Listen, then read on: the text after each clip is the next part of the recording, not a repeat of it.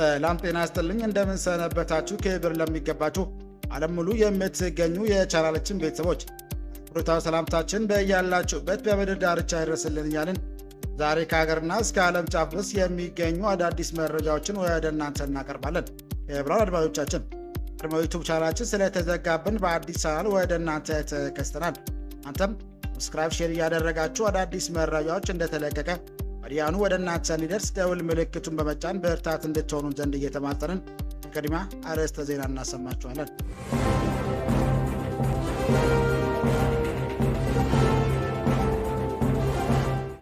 በትግራይ ግጭት መቀጠሉን ተከትሎ በክልሉ የሚገኙ ተቋማት ግጭቶች እንዲቆሙና እርቅ እንዲወርድ በድጋሚ ጥሪ ያቀረቡ።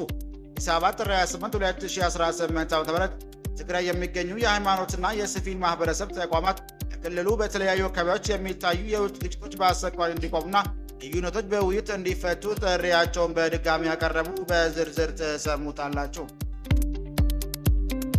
የኢትዮጵያ ፌዴራል መንግስት ሽምግልናውን አልቀበልም አለ።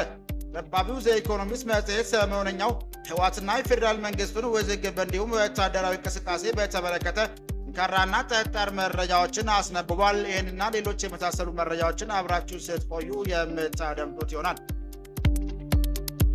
ኢትዮጵያ በቀጣይ ግንቦት 4 ቀን 2018 ዓ.ም አራተኛ ጠቅላላ ምርጫ ለማካሄድ በዝግጅት መሆኗን በምርጫ አስፈጻሚ ብሔራዊ ምርጫ ቦርድ በኩል አሳውቃ የተንቀሳቀሰበት የምትገኝበት ሌላ አስተያየታቸውን የሚሰጡ የተቃዋሚ ፖለቲካ ፓርቲዎች ግን ምርጫውን ለማድረግ አስተያየት የደስታ ሁኔታ የለም በማለት ቅሬታቸውን እያቀረቡ ይገኛሉ። መንግስት ግን ኢትዮጵያ ውስጥ ምርጫ ለማካሄድ በቂ የሆነ አስተያየ ሁኔታ በመኖሩ ተቃዋሚ የፖለቲካ ፓርቲዎች በምርጫው ተሳትፎ እንዲያደርጉ እያበረታታ ይገኛል። በዚህ ጉዳይ ዘገባ ሰናድተናል፣ ታደምጡታላችሁ። በመጨረሻ መረጃችን እስራኤል ጠቅላይ ሚኒስትር ቤንጃሚን ኔታንያሁ የግብፅ መከላከያ ሰራዊት በከፍተኛ ሁኔታ እየጨመረ መሆኑን በመጥቀስ እስራኤል ሁኔታውን በቅርበት ልትከታተለው እንደሚገባ ማሳሰቢያ መስጠታቸው ተሰማ። የግብፅ ስብሰባው ዝርዝር ጠቅላይ ሚኒስትሩ ይህንን ማስጠንቀቂያ የሰጡት ትናንትናው ለክኔሴት የእስራኤል ፓርላማ የውጭ ጉዳይና መከላከያ ኮሚቴ በሰጡት ዝግ የዝግጅት ስብሰባ ላይ መሆኑን የብሪስታይት መገናኛ ብዙሃን ዘግቧል። ዘገባችሁ ከሆነ ኔታንያሁ የግብፅ ጦር እየጠነከረ ነው፣ እኛም በንቀት ልንከታተለው ይገባል ብሏል። በዝርዝር ታደምጡታላችሁ። አድማጭ የቻናላችን ቤተሰቦች ሰብስክራይብ ያላደረጋችሁ እንድታደርጉ እያልን እነዚህና ሌሎች ያሰባሰብናቸውን መረጃዎች ይዘን ቀጥታ በዝርዝርና በትንታኔ ወደምንመለከተው አቀናን።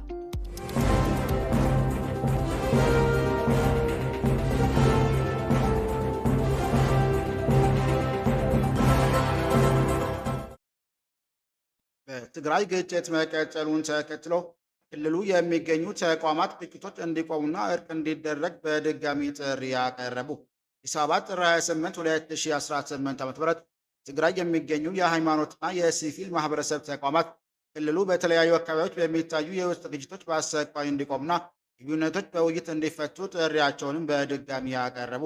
ተቋማቱ በደቡብ ትግራይ በኩል መጠነኛ የመረጋጋት ምልክቶች ቢታዩም ሌሎች አካባቢዎች ግጭቶች በመቀጠላቸው ተፋላሚ ወገኖች ግጭቱን አቁመው ወደ እርቅ እንዲመጡም ጥሪ ያቀርቧል።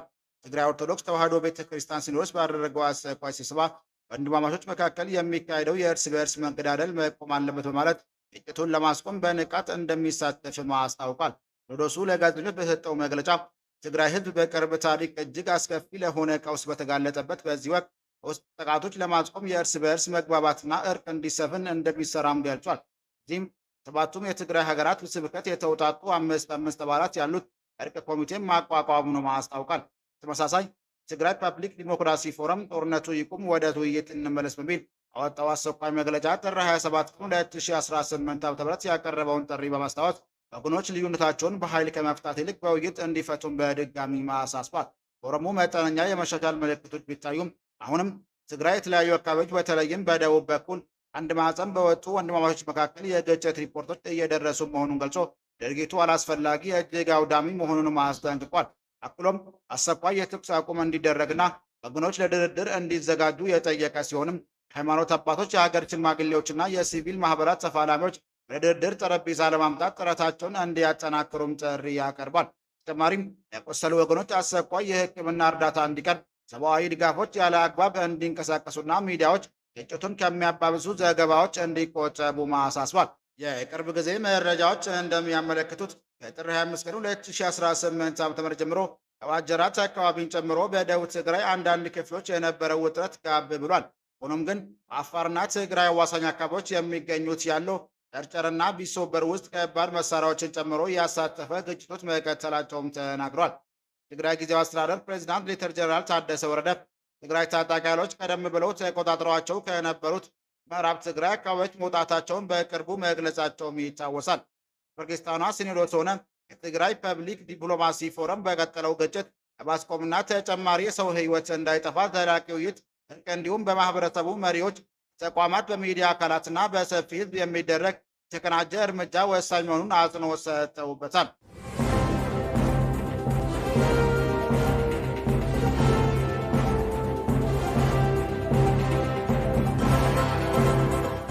የኢትዮጵያ ፌዴራል መንግስት ሽምግልናውን አልቀበልም አለ።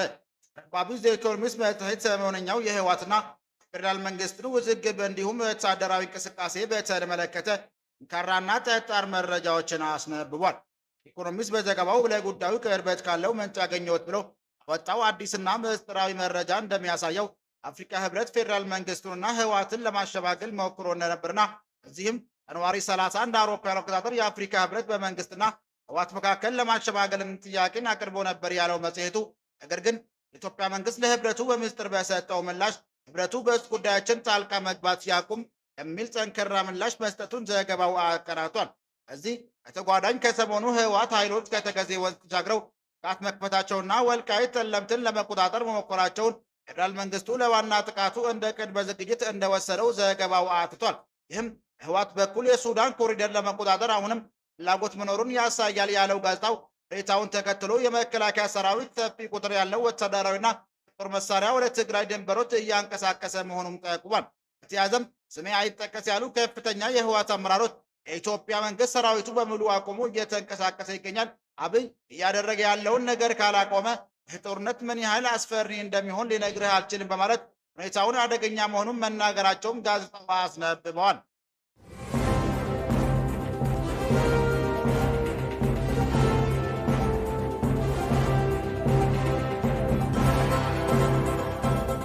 ኢትዮጵያ በቀጣይ ግንቦት 24 ቀን 2018 ዓ.ም ሰባተኛው ጠቅላላ ምርጫ ለማካሄድ በዝግጅት መሆኗን በምርጫ አስፈጻሚ ብሔራዊ ምርጫ ቦርድ በኩል ታውቃ እየተንቀሳቀሰች ትገኛለች።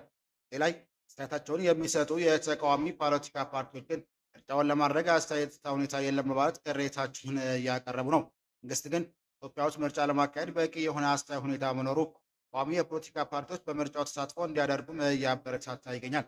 ኦሮሚያ ክልል በስፋት ተደማጭነት እንዳለው የሚነገርለት ኦሮሞ ፌዴራል ኮንግረስ ኦፌኮ ዘንድሮ በሚደረገው ሰባተኛው የኢትዮጵያ ብሔራዊ ምርጫ የሚሳተፈው አስገዳጅ ሁኔታ ኖሮ እንጂ አስቻይ ፖለቲካ እንቅስቃሴ በመኖር አይደለም ይላል። ያም ሆኖ ምርጫው ላይ ለመሳተፍ ያቀደው ሰላማዊ እንቅስቃሴ ያስተዋልንባት ቦላ አዲስ አበባ ብቻ መሆኑን ያሳወቀው የፖለቲካ ድርጅቱ ሌሎች የኦሮሚያ ክልል አካባቢዎች ላይ ግን ለምርጫና ፖለቲካዊ እንቅስቃሴ አስቻይ ሁኔታ የለም ብሏል። አስተያየታቸውን ለዶይቼ ቬለ የሰጡት የፖለቲካው ተቀዳሚ ምክትል ሊቀመንበር አቶ ሙላቱ ገመቹ ይህንኑ በጋራ ምክር ቤት ከ10 የፖለቲካ ፓርቲዎች ጋር መወሰናቸውንም ገልጿል።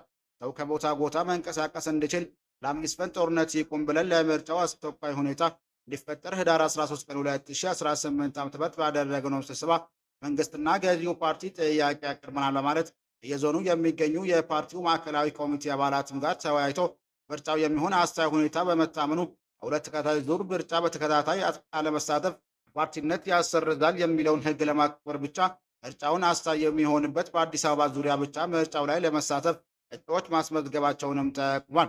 ጠቅላይ ሚኒስትር አብይ አህመድ በትናንትናው በህዝብ ተወካዮች ምክር ቤት ስለ ዘንድሮ ምርጫ ናዝጣው ተግዳሮት ተጠይቀው ይህንን ምላሽ ሰጥተዋል።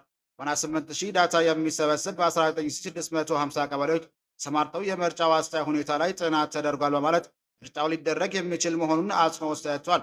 ምርጫው ይደረጋል፣ ሰላማዊ ይሆናል ያሉት ጠቅላይ ሚኒስትሩ ባለፉት 6 ወራት ኢትዮጵያ ውስጥ ሚሊዮኖች በተሳተፉበት የተለያዩ የአደባባይ ሃይማኖትና ህዝባዊ በዓላት ተደርገው በሰላም መጠናቀቃቸውን በመጥቀስ የአንድ ሰዓት ምርጫ እንዴት ሰላም ይጠፋል ሲሉ ለምርጫው አስተያየት ይዞታ መላው ሀገሪቱ የሉም በሚል ወቀሳ የሚሰነዘሩበት ላይ ጥያቄ አንስቷል። ኦሮሞ ፌዴራል ኮንግረስ ባለስልጣኑ አቶ ሙላቱ ገመቹ ግን በዚህ የሚስማማ አይመስልም። የተለያዩ ሚዲያ እንደሚሰማው ዜጎች መጥቶ ሲገቡ ችግር እንዳለ ጸጥታው ፈተና ላይ መሆኑን ነው የሚሉት። አቶ ሙላቱ ከቦታ ቦታ በእግር መንቀሳቀስ ቀላል አይደለም ብሏል። አዲስ አበባ ውጪም ባሉ ሰላማዊ አካባቢዎች ላይ ፓርቲያቸው ለምን በምርጫው መሳተፍ አለመረጥም በሚልም ለቀረበበት ጥያቄ ምርጫው ዜጎች በነፃነት ተንቀሳቅሰው እጣ ፈንታቸው ላይ የሚወስነው አካል ለመምረጥ እድል ከሌለ አለመሳተፍ ይሻላል የሚል አንድምታ ያለው ሀሳባቸውንም ሰንዝሯል።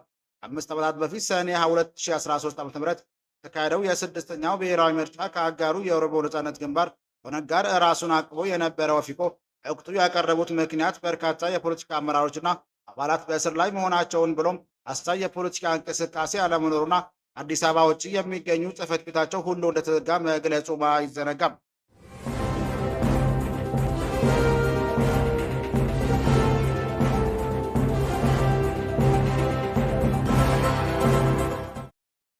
በመጨረሻም የእስራኤል ጠቅላይ ሚኒስትር ቤንጃሚን ኔታንያሁ የግብፅ መከላከያ ሰራዊት አቅም በከፍተኛ ሁኔታ እየጨመረ መሆኑን በመጥቀስ እስራኤል ሁኔታውን በቅርበት ልትከታተለው እንደሚገባ ማሳሰቢያ መስጠታቸው ተሰማ።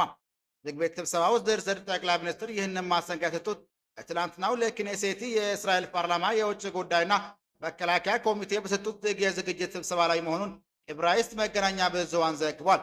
ለዘገባዎቹ ከሆነ ኔታንያሁ የግብፅ ጦር እየጠነከረ ነው፣ እኛም በንቀት ልንከታተለው ይገባል ብሏል። እስራኤልና ግብፅ የጋራ ግንኙነትና ጥቅሞችን እንዳላቸው የገለጹት ጠቅላይ ሚኒስትሩ ይህም ሆኖ ግን የግብፅ ጦር አቅም እስራኤልን ወደሚያሰጋ ደረጃ እንዳይደርስ እስራኤልን መከላከል አለባት ሲሉም አጽንኦት ሰጥቷል። ክሶችና የሲናይ ውጥረት እስራኤል ግብፅ እንደ አውሮፓውያን አቆጣጠሮቹ በ1979 ሰላም ስምምነት በመጣስ በድንበር አቅራቢያ ኃይል እያከማቸች ነው ስትልም በተደጋጋሚ ስትከስ ቆይታለች። መስከረም 2025 የእስራኤል ግብፅ በሲናይ ልሳነ ምድር የምታደርገውን ወታደራዊ ግንባታ እንድታቆም አሜሪካ ጫና እንድታደርግ ጠይቃ ነበር። ኔታንያሁ ለአሜሪካዊ የውጭ ጉዳይ ሚኒስትር ማርኮ ሩቢዮ በሰጡት መረጃ ካይሮ የጦር አውሮፕላኖች ማረፊያ የሚሆኑ መንገዶችና ሚሳኤል ማከማቻ የሚመስሉ ከመሬት በታች ያሉ ስፍራዎችን እየገነባች መሆኑን ገልጸው ነበር። የግብፅና የደህንነት ምንጮች ምላሽ አንድ የግብፅ ምንጭ ካይሮ በሲና ኃይሏን እያጠናከረች መሆኑን ቢያረጋግጥም ዓላማው ግን ፍልስጤማውያን ከገዛ በኃይል እንዳይፈናቀሉ ለመከላከል መሆኑንም ገልጿል። ሌላ በኩል አንድ መካከለኛው የምስራቅ የደህንነት ምንጭ በሲና የታየ ኃይል አሳለፍ ለውጥ የለም ሲሉም ለኔታንያሁ ክስ ምላሽ ሰጥተዋል። እንደ ምንጩ ገለጻ ኔታንያሁ ከካይሮ ጋር አለመግባባት ለመፍጠር ሲሉ እንዲህ ያሉ መረጃዎችን በየጊዜው ያሰራጫል ብሏል። ይህ ክስተት በሁለቱ ሀገራት መካከል ያለውን ቀዝቃዛ ሰላም ወደ አዲስ ውጥረት ሊያሻገር ይችላልም ተብሏል። ክቡራን አድማጮቻችን ለዛሬ ያዘጋጀንላችሁ መረጃዎች ይህን ይመስል ነበር። ሰብስክራይብ ማድረግ ደውል ምልክቱን መንካት እንዳይጠፋችሁ እያልን ሌላ ዜና እስክንገናኝ ድረስ መልካም ቀን እንመኝላችኋለን።